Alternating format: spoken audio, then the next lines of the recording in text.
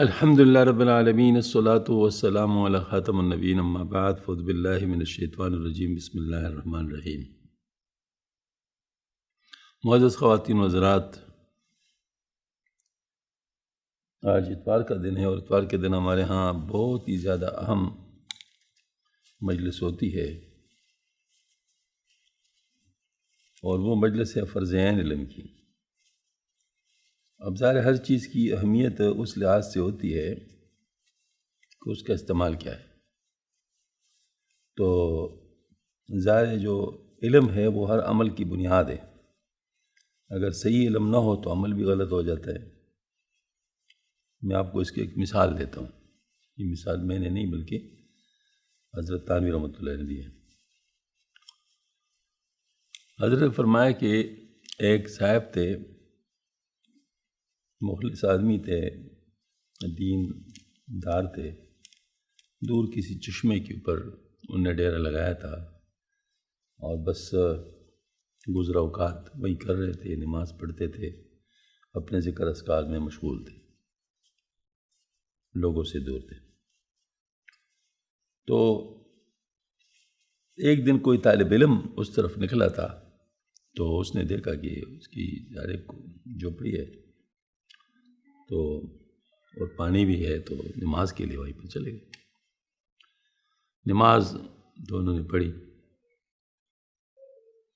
اس نے دیکھا کہ اس نے ناک میں کوئی چیز اس طرح اڑسی ہوئی ہے۔ نے ویسے پوچھا کہ ناک میں آپ نے کیا، کوئی مسئلہ ہے؟ کہتے ہیں یہ اصل میں کچھ گندی چیز میں ناک میں رکھتا ہوں تاکہ میرا جو نفس ہے وہ زیادہ بغاوت نہ کرے اور یہ قابو میں رہے۔ تو یہ طالب علم تھا، تو طالب علم نے بنیادی چیزیں تو سیکھی ہوئی تھی، تو اس نے اسے کہا بابا جی آپ کا نفس تو شاید قابو میں آ چکا ہوگا، لیکن نماز آپ کی ایک بھی نہیں ہوئی۔ جتنی نماز آپ نے اس کے ساتھ پڑھی ہے تو نماز تو آپ کی نہیں ہوئی، کیونکہ جگہ کا پاک ہونا، کپڑوں کا پاک ہونا، جسم کا پاک ہونا یہ شرط ہے نماز کے لیے۔ تو آپ نے یہ چیز رکھی ہے تو اس کے ساتھ تو آپ کی نماز نہیں ہوئی۔ تو وہ رونے لگا، کہتا وہ یہ تو میں نے بہت غلطی کی ہے، توبہ کیا، پھر بعد میں ساری نمازیں لوٹا دی۔ مخلص طالب سمجھ گیا، آج کل کی طرح ہوتا تو باز کرتا۔ خیر، اب دیکھیں صرف اس چیز کا پتہ نہ ہونے کی وجہ سے کتنا نقصان اس کو۔ اس طرح حدیث شریف میں آتا ہے کہ بعض لوگ 60 سال تک عبادت کرتے ہیں کیونکہ ان کی کوئی نماز بھی قبول نہیں ہوتی، کبھی ان کا سجدہ ٹھیک نہیں، کبھی رکوع ٹھیک نہیں، کبھی قیام ٹھیک نہیں، کبھی قرات ٹھیک نہیں۔ اس طریقے سے ان کی نمازیں ضائع ہوتی رہتی ہیں۔ اچھا، اب دیکھیں اس میں بالکل شیطان کا کھلا ایک چال نظر آتا ہے، محسوس ہوتا ہے کہ جو فرض عین علم ہے نا، اگر مسلسل انسان اس کو سیکھے، روزانہ 3 گھنٹے اس کو دیں تو 2 مہینے میں وہ حاصل ہو جاتا ہے، 2 مہینے میں، اور اس پر پوری زندگی کے اعمال منحصر ہے۔ تو پوری زندگی میں کیا 2 مہینے آدمی نہیں فارغ کر سکتا؟ وہ اتنا مشکل تو نہیں ہے، لیکن یہ کام لوگوں کے لیے بہت مشکل ہے۔ آپ حیران ہوں گے کہ لوگ 8 سال کے لیے تو تیار ہو جائیں گے علم سیکھنے کے لیے، یہ 2 مہینے کے لیے تیار نہیں ہوتے۔ ہم نے تجربہ کیا، آج نہیں تیار ہوتے۔ تو اس کا مطلب ہے کہ شیطان جو ہے اس پر پورا زور ڈالتا کہ کوئی حاصل نہ کرے۔ مطلب وہ والی بات ہے کہ 8 سال چونکہ حاصل کر نہیں سکتے تو چلو معذور ہے، ہم نہیں کر سکتے، حالانکہ 2 مہینے تو ہر ایک کر سکتا ہے۔ تو یہ بات شیطانی سوچ ہے کہ اس کو انسان وقت نہیں دیتا۔ ہم نے عورتوں میں یہ کام شروع کیا تھا، مطلب یہ نہیں کہ فرض عین علم، الحمدللہ 2 مہینے میں ان کا کورس پورا ہو جاتا تھا، اس سے بڑا فائدہ ہوا۔ چونکہ عورتوں کے لیے گھر سے باہر نکلنا مشکل ہوتا ہے تو پھر ہم نے اس کو واٹس ایپ کے اوپر منتقل کر لیا۔ تو اب خواتین کے یہاں کورس جو ہوتا ہے واٹس ایپ کے اوپر ہوتا ہے، یعنی وہ واٹس ایپ کے اوپر ان کو جو اسباق ہے وہ جاتے ہیں، وہ پڑھ لیتی ہیں، یاد کر لیتی ہیں، سمجھ لیتی ہیں، اگر کوئی سوال کر لیتی ہیں، اور پھر ان کا امتحان بھی ہوتا ہے واٹس ایپ کے اوپر ہی۔ تو ماشاء اللہ نے وہ کئی کورسز اس طرح ہو چکے ہیں. مردوں کے لیے پھر ہم نے مجبوراً یہ سلسلہ شروع کیا. اتوار کے دن یہ ایک ہمارا سبق ہوتا ہے. اللہ تعالیٰ کرے کہ یہ قبول ہو جائے اور ہمیں اصلی علم نصیب ہو جائے. تو آج چونکہ ابھی عبادات کا سلسلہ شروع ہے، یعنی چونکہ فرض عین علم میں بنیاد تو عقائد ہیں، اس کے بعد پھر عبادات ہیں، پھر اس کے بعد معاملات ہیں، پھر اس کے بعد معاشرت ہے، پھر اس کے بعد اخلاق ہے. تو آج کل عبادات والا شعبہ شروع ہے، اور عبادات میں پھر سب سے پہلے نماز ہے. اور نماز کے لیے وضو شرط ہے، تو وضو کا سلسلہ چل رہا ہے. تو آج انشاءاللہ اس میں پانی کے جو احکام ہے وہ بیان کیے جائیں گے. پانی کے احکام، یعنی پانی کے سے متعلق کیا کیا. نمبر 1، پانی کی قسمیں. مطلق پانی، اس کو عام محاورے میں پانی کے اور تیر کو سمجھتے جیسے بارش، چشمے، کنویں، تالاب، ندی، نالے، دریا و سمندر وغیرہ کا پانی، خواہ میٹھا ہو یا کارا. نمبر 2، پگھلی ہوئی برف یا اولے کا پانی. ان سب سے وضو اور غسل کرنا درست ہے. مطلق پانی، مطلق یعنی عام پانی کی 2 قسمیں، جاری پانی اور ٹھہرا ہوا پانی. جاری یعنی بہتا ہوا پانی، اور راکد یعنی ٹھہرا ہوا پانی. راکد پانی کی بھی 2 قسمیں، راکد قلیل اور راکد کثیر. یعنی تھوڑا پانی جو ٹھہرا ہوا ہے اور زیادہ ٹھہرا ہوا، جیسے نہیں ہوتا جھیل جیسا ہوتا ہے، یا اس طرح مشک میں، ٹینکی میں یہ تھوڑا پانی ہے ٹھہرا ہوا. جاری پانی نجاست گرنے سے ناپاک نہیں ہوتا. اب یہ ساری چیز اس لیے بتائی گئی تاکہ اس کے احکامات معلوم ہو جائے. اب احکامات کی باری آ گئی. جاری پانی نجاست گرنے سے ناپاک نہیں ہوتا، اور اس طرح کثیر پانی بھی، جس کی تفصیل آگے آ رہی ہے، نجاست گرنے سے ناپاک نہیں ہوتا. کثیر پانی یعنی جو ٹھہرا ہوا ہے. جاری پانی تو توڑا بھی ہو تو بھی ناپاک نہیں ہوتا، اور جو ٹھہرا ہوا پانی ہے وہ زیادہ ہو تو پھر ناپاک نہیں ہوتا. مثلا یہ نہیں ہوتے، آپ لوگوں نے دیکھا ہوگا، یہ بڑے مسجدوں میں وہ بنے ہوتے ہیں حوض. ہاں جی، تو ایک حد سے زیادہ اگر وہ حوض بڑھ جائے تو پھر وہ ناپاک نہیں ہوتا. تو یہ ہے کہ نجاست گرنے سے جب تک کہ اس کی کوئی صفت نہ بدلے. ان 2 پانیوں کے علاوہ باقی تمام پانی نجاست گرنے سے ناپاک ہو جاتی ہے. نمبر 1، جاری پانی کیا ہے؟ جاری پانی کی ادنا پہچان یہ کہ اس میں تنکا بہہ جائے، یہی کہ لوگ اس کو جاری کہیں، یہی اثر ہے. جاری پانی میں اگر نجاست گر جائے اور مزہ یا بو نہ بدلے تو نجس نہیں ہوا، اور اگر میں سے ایک صفت بھی بدل گئی تو نجس ہو گیا. اور اگر نہر وغیرہ کی جاری پانی میں کوئی نجاست گر جائے اور اس کی کوئی صفت نہ بدلے تو اس نجاست کے قریب سے پانی لینا جائز ہے. یہ حکم زمین دوز نہر کا ہے. اگر بہت سے آدمی جاری پانی کے کنارے پر صفے باندھ کر بیٹھے اور وضو کرے تو جائز ہے، اس سے وہ پانی مستعمل نہیں بنے گا. جس چھوٹے حوض میں ایک طرف سے پانی آتا ہو دوسری طرف سے نکل جاتا ہو وہ بھی جاری ہے، اور اس میں ہر طرف سے وضو جائز ہے. آپ نے ریونڈ میں دیکھا ہوگا میرے خیال میں، جب اجتماع کے وقت میں وہ اس طرح بناتے ہیں، مطلب جو ہے نا وہ جس کو کہتے ہیں نا، وہ نہر تو نہیں ہوتا لیکن وہ تختوں کا مطلب وہ بنا ہوتا ہے، نالی ایسی بنی ہوتی ہے. تو ادھر سے وہ ٹونٹی اس میں مسلسل چل رہی ہوتی ہے پانی، تو پانی چل رہا ہوتا ہے، اس میں سب لوگ وضو کر رہے ہوتے ہیں، کیونکہ ظاہر پانی چل رہا ہوتا ہے، لہٰذا وہ اس میں سب لوگ وضو کر سکتے ہیں، کوئی پانی مطلب نہیں کر سکتے. یہ باقاعدہ ہے، میں نے تو کم از کم دیکھا ہے کہ اس طریقے سے مطلب وہ لوگ اس طرح انتظام کر لیتے. تو اگر حوض چھوٹا ہو، اس میں نجاست پڑ جائے، اس کے بعد اس میں سے ایک طرف سے پاک پانی آئے اور دوسری طرف سے نکل جائے تو حوض پاک ہو جائے گا. دوسری طرف سے پانی نکلتے ہی اس کی پاکی کا حکم ہو جائے گا، اگر اسے تھوڑا سا پانی نکلو. اور حمام کا بھی یہی حکم ہے، یہ ٹینکی کا بھی یہی حکم ہے. اگر ٹینکی ناپاک ہو جائے اور اس میں ایک طرف سے پمپ مطلب چلا دیں اور دوسری طرف سے وہ نکلتا رہے تو پھر وہ جاری پانی کے حکم میں آ جائے گا. ہاں، جب تک وہ پانی نکلنا شروع نہیں ہوا، مثال کے طور پر دیکھیں نا، یہ پانی جو ہے نا اس میں آ رہا ہے، پمپ سے آ رہا ہے، اور پانی ابھی ٹینکی بھری نہیں ہے، مطلب اس سے باہر نہیں نکلا پانی. تو ایسی صورت میں مطلب اگر نیچے ٹونٹی آپ کھول لے تو صرف نیچے والے حصہ پاک ہوگا. اگر پانی اوپر چڑھ گیا تو پھر تو وہ جگہ ناپاک ہے. لیکن اگر آپ اوپر کے حصے سے پانی کھولے اور وہاں تک پانی چڑھ جائے اور پھر بہنا شروع ہو جائے تو ساری ٹینکی پاک ہو جائے گی. مطلب یہ ہے کہ وہ اس طرح لوٹے کا بھی حکم ہے کہ لوٹا اگر آپ نے مطلب رکھا ہے یعنی ٹونٹی کے نیچے تو اگر وہ آپ کھول لے اور اس سے پانی بہنا شروع ہو جائے تو اس وقت وہ پاک ہو جائے گا. اور یہ اس کا آسان ترین طریقہ ہے مطلب جو ہے نا مطلب اس کو پاک کرنے کا.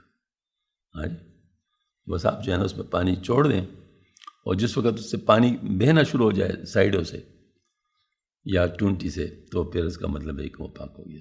یعنی اس میں جاری پانی کو حکم آ گیا تو جاری پانی کو تھوڑا سا بھی ہو جائے نا مطلب سے نکلے تو وہ پاک ہو جاتا ہے. اللہ اکبر. اگر حوض چھوٹا ہو اس میں نجاست پڑ جائے اس کے بعد اس کی ایک طرف سے پاک پانی آئے اور دوسری طرف سے نکلے تو حوض پاک ہو جائے گا. اور دوسری طرف سے پانی نکلتے اس کے پاک اگرچہ تھوڑا سا پانی نکلا اور حمام کا بھی یہ حکم ہے. دوم ٹھہرا ہوا پانی بند پانی جب قلیل ہو اس میں نجاست گرنے یا بہتے ہوئے خون والا جانور مر جانے سے وہ تمام پانی ناپاک ہو جاتا ہے اگرچہ رنگ مزہ ابو نہ بدلے پس اس سے وضو اور غسل درست نہیں ہوگا. بند پانی جب کثیر ہو تو جاری کے حکم میں آ جاتا ہے پس اس میں ایک طرف نجاست پڑنے سے وہ پانی ناپاک نہیں ہوتا جب تک اس کی کوئی صفت رنگ مزہ یا ابو نہ بدلے. پس اگر وہ نجاست نظر نہ آنے والی چیز ہے جیسے پیشاب خون وغیرہ تو چاروں طرف سے وضو کرنا درست ہے. اور نجاست نظر آنے والی جیسے مردار تو جدھر نجاست پڑی ہو اس طرف وضو نہ کرے اس کے سوا جس طرف سے چاہے وضو کر لے. قلیل اور کثیر میں کیا فرق ہے؟ وہ یہ ہے کہ ایک طرف کا پانی ہل کر دوسری طرف نہ جائے تو کثیر ہے ورنہ قلیل.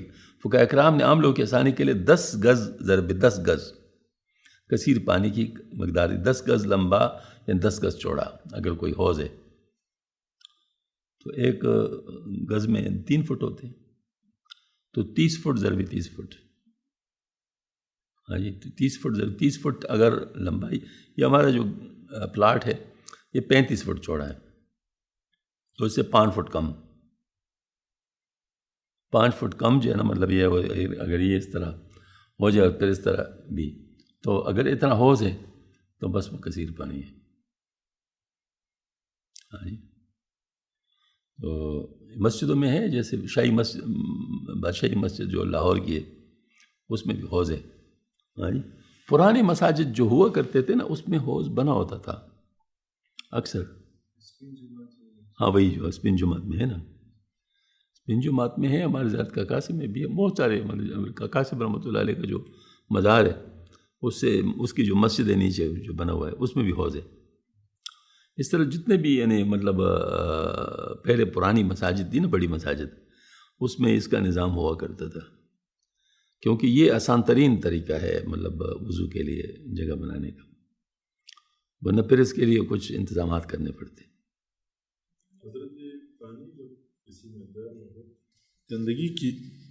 گندگی کی مقدار کا تعین ہے کہ نہیں؟ وہ قلیل سے قلیل بھی ہو تو پانی سارا خراب ہو جائے گا نا.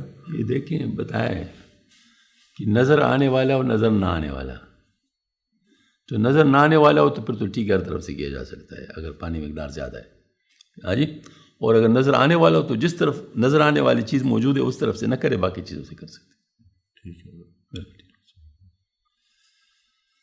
اچھا شرعی گز 1 ہاتھ اور 1 وسط انگلی یعنی 24 انگل کا اور آج کل کے رواجی گز تقریباً 9 گرہ بڑا ہوتا ہے. پس اس رواجی گز سے 5.5 گز لمبا اور 5.5 گز چوڑا ہو.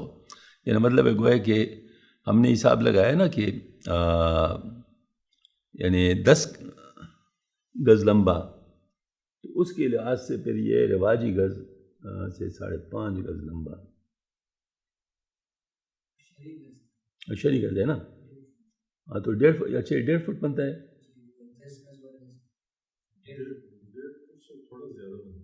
شرعی گز ہاں اچھا 15 فٹ. اچھا ٹھیک ہے مجھے بھول گیا تھا. اچھا اس میں 15 فٹ کا بن جاتا ہے تو پھر تو یہ ماشاء اللہ آدھا ہو گیا تقریباً آدھا ہو گیا. صحیح جزاک اللہ. تو اچھا اس پہ آتا ہے کہ 5.5 گز لمبا 5.5 گز چوڑا ہو تو پانی کیسے ورنہ کر لی، اس کی گہرائی کم از کم اتنی ہو کہ اگر چلو سے پانی پی لے تو پانی اٹھنے سے زمین نظر نہ آئے. ہاں جی، پانی اٹھنے سے مطلب ہے کہ وہ خالی نہ ہو جائے، مطلب ہے یہ نا اس پر زمین نظر نہ آئے. اگر وہ جگہ لمبائی میں زیادہ اور چوڑائی میں کم ہے تو اس کا رقبہ 100 مربع گز شرعی کے برابر. اگر گول ہو تو اس کا گھیراؤ 48. یہ میں نے میرے خیال میں اس پہ سوالات بھی دیے فہم الریاضی میں، اس پہ مثالیں بھی موجود ہیں، مجھے یاد آ گیا. تو اس کا گھیراؤ 48 گز ہو اور جس مثلثی انتکونا ہو تو ہر ضلع 15.5 گز ہونا معتبر ہے. ہاں جی، اس حوض میں بالکل کائی، جس کو حوض میں بالکل کائی جمی ہو. یہ فہم الریاضی آپ کے پاس ہے ادھر؟ یہ لے لیں ذرا، چیزیں ذرا مستحضر ہو جائیں. لیں.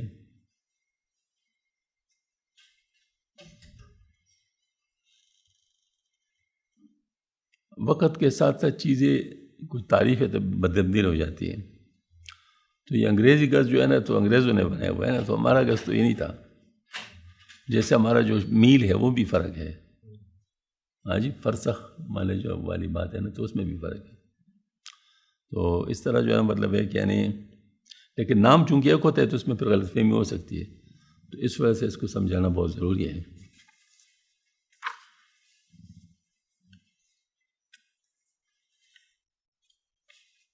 دہ در دہ کا مسئلہ، یہ فہم الریاضی سے میں پڑھ رہا ہوں. اگر یہ حوض 10 ہاتھ لمبا اور 10 ہاتھ چوڑا ہو، اس میں پانی پاک موجود، تو اس میں اگر ایک طرف نجاست پڑی تو دوسری طرف سے وضو کیا جا سکتا ہے. ہاتھ زرا کی پیمائش 1.5 فٹ کی گئی ہے. یہ مطلب دیکھیں زرا، اصل میں زرا کر کہتے تو پھر بہت بات آسان تھی، کیونکہ زرا تو معروف لفظ ہے نا، گز معروف لفظ نہیں ہے. یہ شرعی طور پر زرا کا لفظ ہے. تو ہاتھ مطلب جو ہے نا وہ زرا کی پیمائش 1.5 فٹ کی گئی ہے. بس 15 فٹ اگر اس کی لمبائی اور 15 فٹ اس کی چوڑائی ہو تو اس کو دہ در دہ کہتے ہیں. اگر کوئی حوض مربع نہیں ہے تو اس کا رقبہ 225 مربع فٹ سے زیادہ ہو تو اس کو دہ در دہ کہیں گے. مطلب یہ ہے کہ کل رقبہ، کیونکہ 15 ضرب 15 سے 225 بنتا ہے، تو اس کا مطلب ہے کہ جس سمت میں جس طرح بھی وہ ٹیڑھا میڑھا اس سب کا جو ہے نا مطلب 225 بنتا ہو تو وہ دہ در دہ سمجھا جائے گا، چاہے وہ لمبائی ہو چاہے وہ چوڑائی ہو، تبدیل ہو جائے. لیکن یہ کہ اس کا جو رقبہ ہے وہ اس طرح دہ در دہ یعنی 225 ہی فٹ ہو، مربع فٹ ہو. اس قسم کے حوض کا ایک ضلع معلوم ہو تو دوسرے ضلع معلوم ہو سکتا ہے. یہ قانون شرعاً رقبہ پر منحصر ہے، حجم پر نہیں، اس لیے گہرائی کا اعتبار نہیں ہوگا. گہرائی کا تو بتا دیا نا کہ وہ اتنا ہو کہ اس میں پانی اٹھا لیا جائے تو اس سے وہ زمین نظر نہ آئے، یعنی اتنا پانی اس میں ہو. تو یہ بات ہے. تو اس کا میرے خیال میں انداز تو یہ ہے کہ اٹھانے میں یہی بات ہے کہ ہاتھ کی جتنی چوڑائی ہے اس کے حساب سے تقریباً اگر پانی موجود ہو تو اٹھائے گا تو نیچے جگہ خالی ہو جائے گی نا. ہاں جی، تو وہ پھر یہ ہے کہ وہ اس کے حساب سے مطلب کیا جا سکتا ہے. مثال، ایک حوض جو کہ 20 فٹ لمبا ہے تو اس کو کتنا چوڑا ہونا چاہیے کہ اس پر دہ در دہ کا اطلاق ہو؟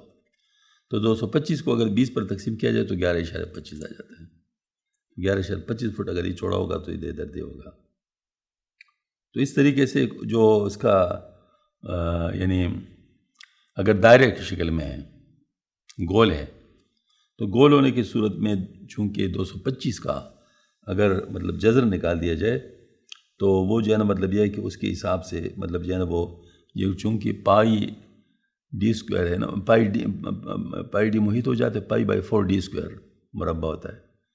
تو پائی کی مقدار اگر اس میں ڈالی جائے تو اس میں لحاظ سے پھر آتا ہے کہ 8.43 فٹ اگر اس کا جو ہے نا مطلب رداس ہو تو پھر جو ہے نا مطلب ہے کہ یعنی وہ دہ در دہ بن جائے گا. یعنی گویا کہ 8 زیادہ آسانی کے لحاظ سے اگر ہم 9 فٹ کہہ دیں کہ 9 فٹ اگر اس کا یعنی مطلب یعنی وہ جیسے 9 فٹ کی رسی لے لو آپ اور ایک جگہ پر اس کو فکس کر لو کیل کے ساتھ، یعنی وہ اس کے ایسا کونٹے کے ساتھ، اور پھر وہ اس کو پورا گزار دے اس طرح، تو اس سے جو بن جائے گا تو وہ دہ در دہ ہو جائے گا. مطلب یعنی آپ اتنی چوڑائی کا اگر لے لیں تو مطلب دہ در دہ ہو جائے. چلو ماشاء اللہ اس کی برکت سے کافی چیزیں آگے گئی، سامنے آ گئی.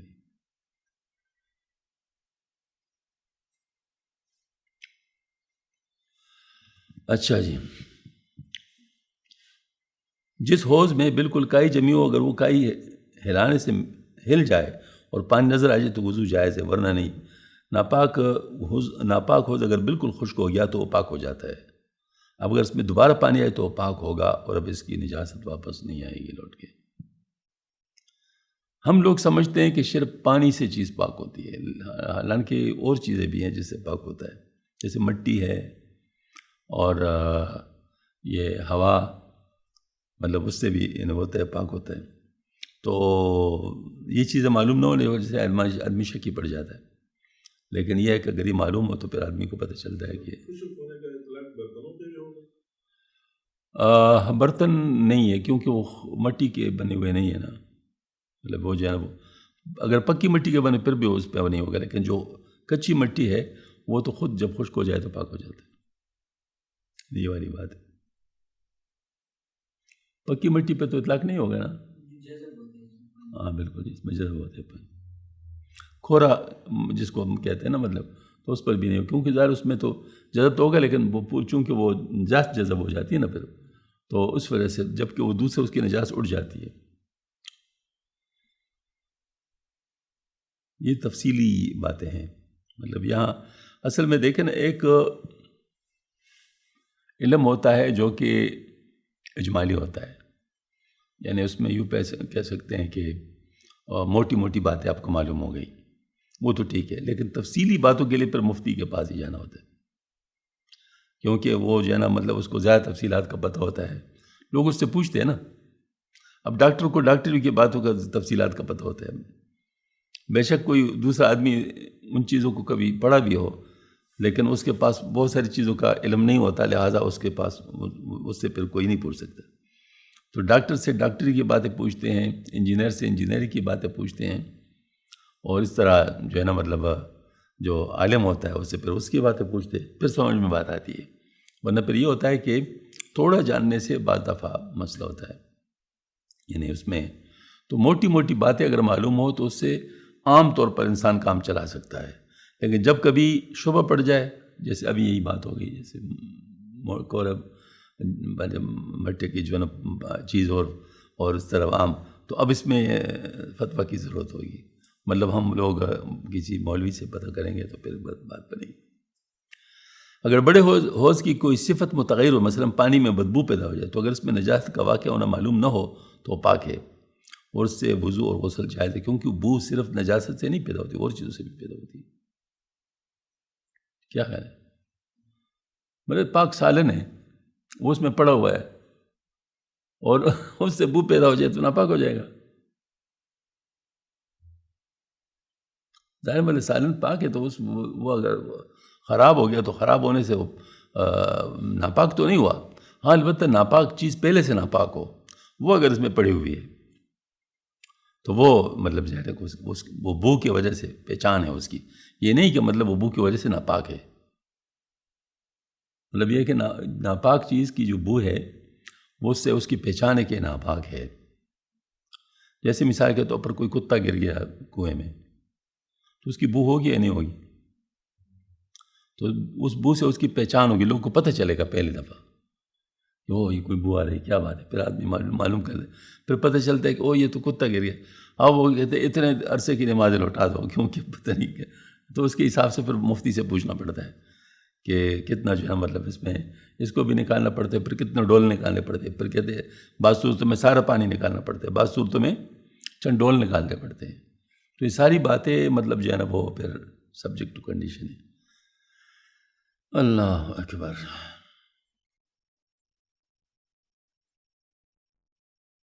مقید پانی، یہ مسئلہ اگر درمیان میں چونکہ بتایا گیا ہے، اس کی میں تشریح کر لوں، وہ یہ ہے کہ چیزیں اصل میں پاک ہے جب تک ناپاکی کا یقین نہ ہو۔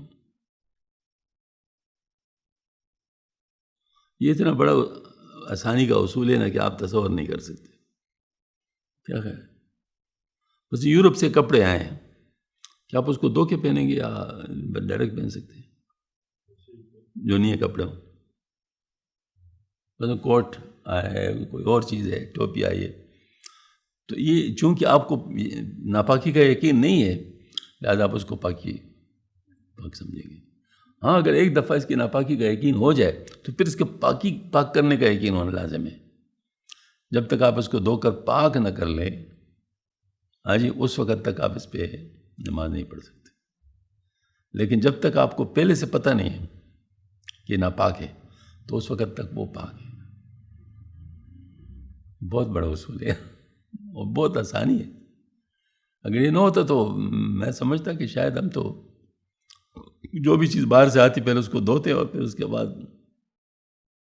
تو بعض چیزیں دھوئی بھی نہیں جا سکتی.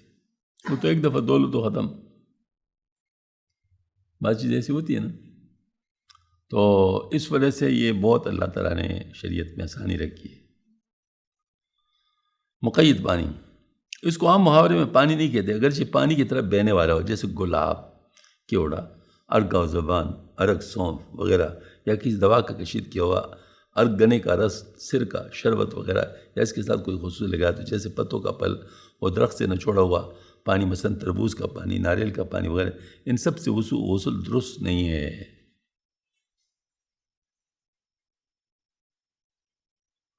مقید پانی کی قسمیں.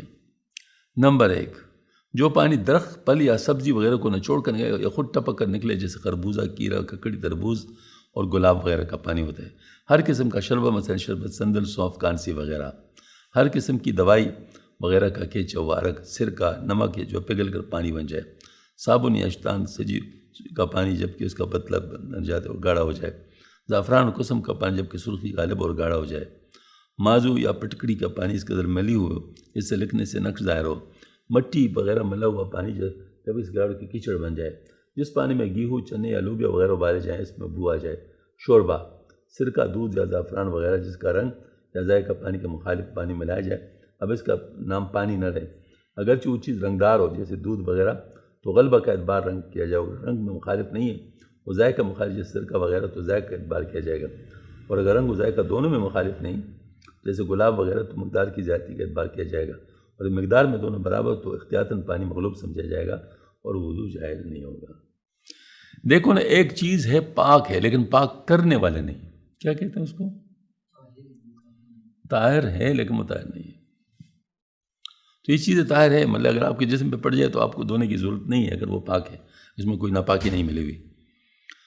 لیکن آپ اس سے کسی چیز کو پاک نہیں کر سکتے یا اس سے وضو نہیں کر سکتے اس سے کوئی چیز دھو کے پاک نہیں کر سکتے آپ. یہی بات ہے نا.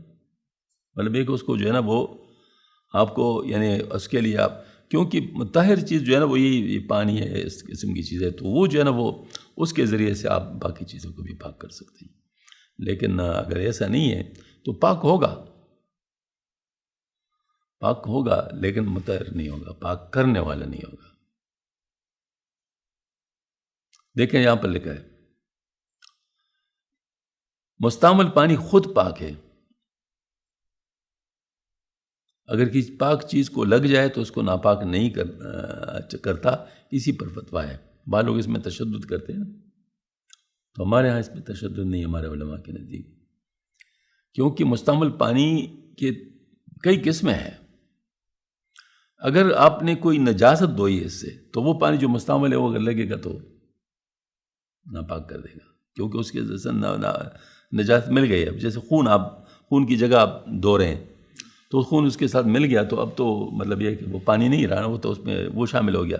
تو اس طرح مطلب ہے کہ کوئی اور نجاست ہے پیشاب وغیرہ کا یا کوئی اور چیز کا تو وہ پانی اگر جسم کی دوسری جگہ پہ پڑے گا تو وہ تو ناپاک ہو جائے گا. لیکن یہ ہے کہ اگر ویسے مطلب جو ہے نا مستعمل جیسے وضو میں ہم کر رہے ہیں اب وضو میرا چہرہ پاک ہے میں نے چہرے پہ پانی ڈالا اس سے پانی میرے جسم پہ بھی آ گیا تو وہ جو جسم پہ آ گیا اس سے میرا جسم ناپاک نہیں ہوگا لیکن مکروہات میں سے ہے. اس وجہ سے آدمی مطلب ایسی احتیاط کر لے کہ پانی جسم پہ نہ پڑے لیکن ناپاک نہیں ہوتا. مستعمل پانی پاک کرنے والا نہیں ہے. اب دیکھیں حکم بدل گیا مطلب طاہر تو ہے لیکن مطہر نہیں ہے اور اس سے وضو غسل وغیرہ جائز نہیں ہے. جیسے ایک دفعہ استعمال ہو گیا نا اب وہ آپ دوسری دفعہ استعمال نہیں کر سکتے. مطلب یہ کہ اب وہ بس ہو گیا استعمال. جس پانی سے وضو غسل کیا جائے وہ پانی کسی عبادت کی نیت سے استعمال تو صحیح ہے کہ جس وقت وہ وضو سے جدا ہوگا مستعمل ہو جائے گا. مثلا میں جو ہے نا مطلب میں نے جو ہے نا وہ پانی چلو میں لے لیا اور اس کو میں نے ہاتھ پہ ڈال دیا. اب میرا ہاتھ اٹھ گیا نا، تو اب میں مزید کروں گا تو اس سے پاک نہیں ہوگا. اس کے لیے مجھے تازہ پانی چاہیے ہوگا. گیلا ضرور ہو جائے گا، ناپاک بھی نہیں ہوگا، کیونکہ پانی ناپاک تو نہیں ہے، لیکن اس سے وہ چیز، وہ وضو وغیرہ میرا نہیں ہوگا. وضو کے لیے وہ پانی جو ہم اس طرح وہ ڈالتے ہیں نا، تاکہ جو ہے نا وہ سے نیچے آ جائے سب کے اوپر پھیل کے، تاکہ جو ہے نا مطلب آ جائے. تو اس کے لیے طریقہ بہتر یہی ہے کہ پہلی دفعہ اس کو ملا جائے اچھی طرح، پہنچا دی جائے، اور ملنے میں احتیاط کرے کہ ہاتھ اٹھے نہیں. تو اس طریقے سے امام مالک رحمۃ اللہ کے نزدیک فرض ادا ہو جائے گا. چلو ایک امام کے نزدیک تو آپ کا ہو گیا نا کام، مطلب اسی سے ہو گیا، ان کے نزدیک فرض ادا ہو جائے گا. اب اگر آپ اس پہ نہیں بھی کر لے تو ان کے نزدیک آپ کا وضو مطلب ہو گیا، وہ اس طرح. لیکن اگر یہ آپ ایک دفعہ دھل گیا نا، اب اس کے بعد آپ پانی اس پہ بہا لیں، تو اس میں یہ خاصیت ہے، جو گیلی جگہ ہو نا تو وہاں پانی خود بہت پہنچتا ہے. اب اس پر پانی بہا لے تو مساموں کے اندر خود ہی ڈرین ہوتا ہے. خشک جگہ پہ ایسا نہیں کرتا. خشک جگہ میں وہ بنتے ہیں، وہ کیا لہریں بنتی ہیں، ہاں مطلب کسی جگہ جاتا ہے کسی جگہ نہیں جاتا. اور سردی میں تو یہ بہت زیادہ ہوتا ہے، کیونکہ سردی میں خشکی جم جاتی ہے نا ہاتھوں میں. تو اس میں جو ہے نا مطلب یہ ہے کہ آپ پانی اس طرح ڈالیں تو آپ کو پتہ چلے گا، دیکھ ادھر گیا ادھر گیا، ادھر درمیان میں نہیں گیا. ہاں جی، تو وہ پھر مطلب یہ مسئلہ ہو جاتا ہے. تو اس کا طریقہ یہ ہے کہ پہلی دفعہ آپ جو ہے نا مطلب وہ سارا، مجھے اکثر یہ کان کے اندر کا حصہ جو ہوتا ہے نا اس میں اکثر مسئلہ ہوتا تھا. پھر میں نے تحقیق کے لیے پتہ چلا کہ پہلی دفعہ گیلی انگلی ساری جگہ پہ را دو، مطلب اس میں. پھر اس کے بعد جب اب تھوڑا سا پانی بھی کرے گا تو وہ اپنی اپنی جگہ پہنچ جائے گا. تو اس طریقے سے مطلب جو ہے نا وہ آسان ہو جاتا ہے معاملہ. ٹھیک ہے، دیکھیں جس پانی سے غسل کیا جائے وہ پانی کسی عبادت کی نیت سے استعمال کیا تو صحیح ہے کہ جس وقت وضو سے جدا ہوگا مستعمل ہو جائے گا.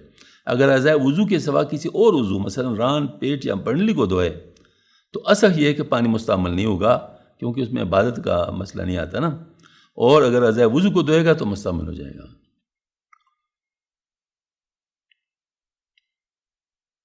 اصح یہ ہے، یہ بات بتا رہا ہے کہ اس میں اختلاف ہے.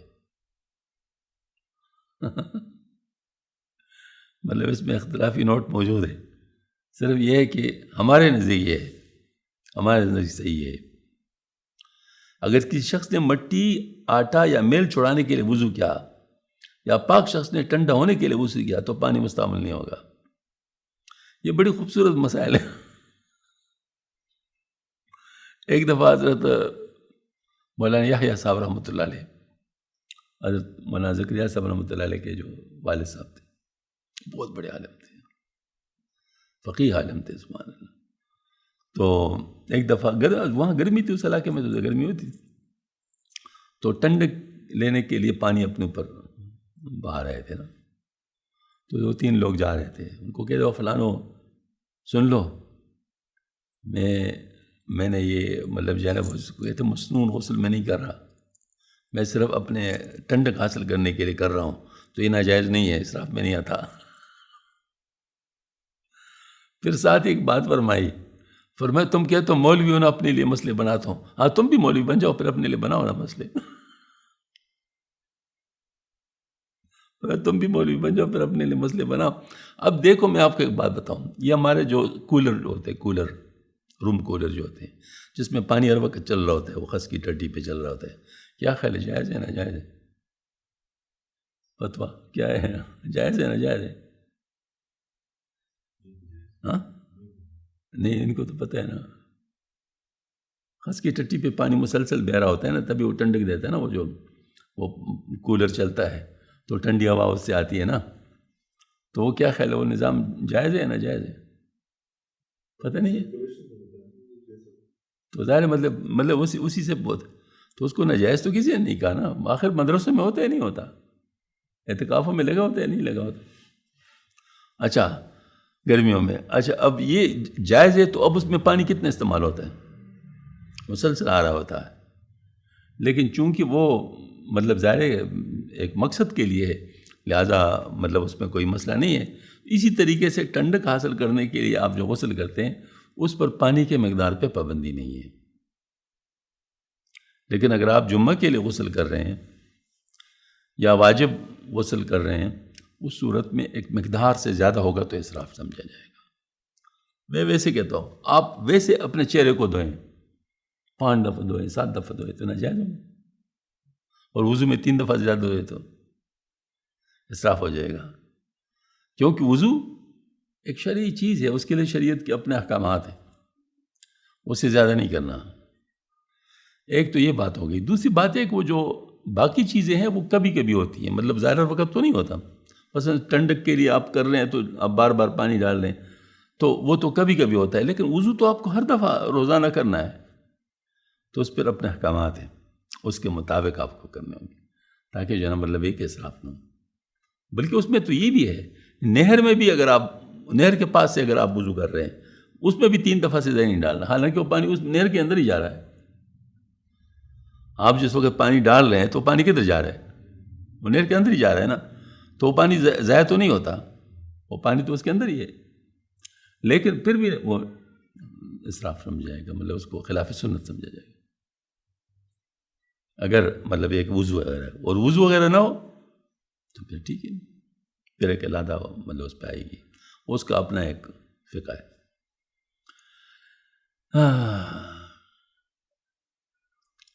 اگر وضو والا آدمی کھانا کھانے کے واسطے یا کھانا کھا کر ہاتھ دھوئے تو وہ دوون کا پانی مستعمل ہو جائے, کیونکہ قربت کی نیت سے استعمال ہوا ہے.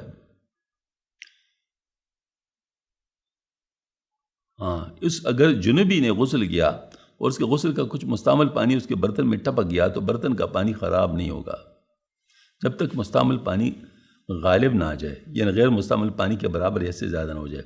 اس طرح اگر وضو کا کچھ مستعمل پانی وضو کے برتن میں ٹپکا تو جب تک مستعمل پانی غالب نہ آ جائے پاک ہے, اور جب مستعمل پانی کی مقدار غیر مستعمل پانی کے برابر یا زیادہ ہو جائے تو اس سے وضو ناجائز ہو جائے گا. یہ سید تسلیم الحق صاحب رحمۃ اللہ نے مجھے یہ مسئلہ بتایا تھا, فاضل دیوبند تھے, تو مجھے اس چیز کا بڑا خیال ہوتا تھا. فاضل نے فرمایا اس میں پانی تھوڑا ہے, یہ جو گرا ہے اس وجہ سے جائز ہے, مطلب یہ کہ یہ جو اس میں پڑا ہے وہ توڑا ہے.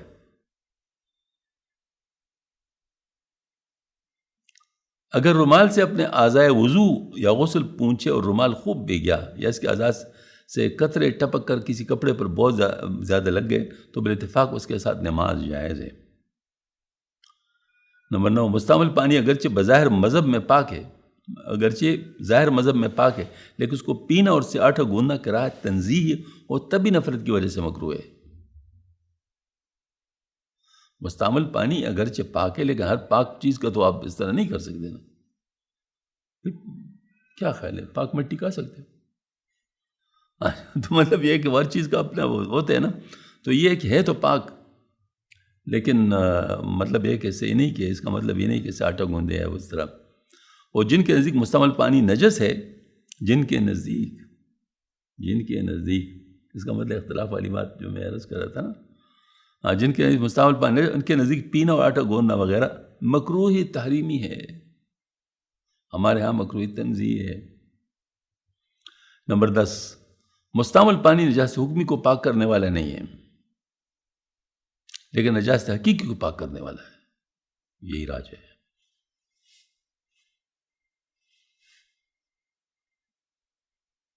یہ بہت بڑا علم کی بات کی ہے. مطلب نجاست حکمی کون سا ہے؟ وہ نہیں, نجاست حکمی ہے جیسے وضو آپ کریں تو یہ وضو کی جو نجاست ہے وہ یعنی بے وضو ہونا, یہ نجاست حکمی ہے.